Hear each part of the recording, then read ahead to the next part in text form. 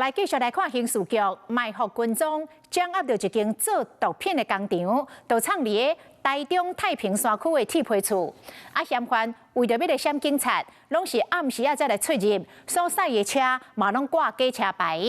即间看时机到了，警方是出动着装甲车，弄破铁门，攻入去夺取，逮捕2个嫌犯。 6个维安特勤队的警员早穿全副武装，为装甲车跳落来，装甲车倒越驶去面体门口就弄落。顶到的装甲车正做攻坚的利器，铁门轰弄甲变形，出现一个大坑。维安特勤队的警员转换做攻击队形，冲去内底。 警员弄破大门，另外一组队员保持警戒，逐警拢超吹，嫌犯无路通走，就双手摸头壳，跪伫涂骹互盘查。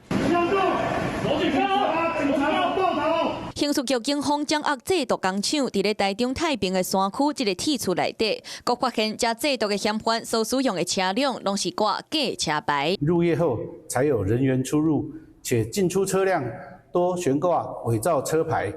刻意逃避警方追查，嫌犯掠准挂假车牌，就拢无人知，不过也是互警方看破骹手。警方搁伫咧工厂内底找到真侪桶仔，内底拢放电风，就是要甲制毒的时拍片的气味吹好散。现场搁找到毒品手机啊、制毒笔记，搁有制毒的原料甲工具等等。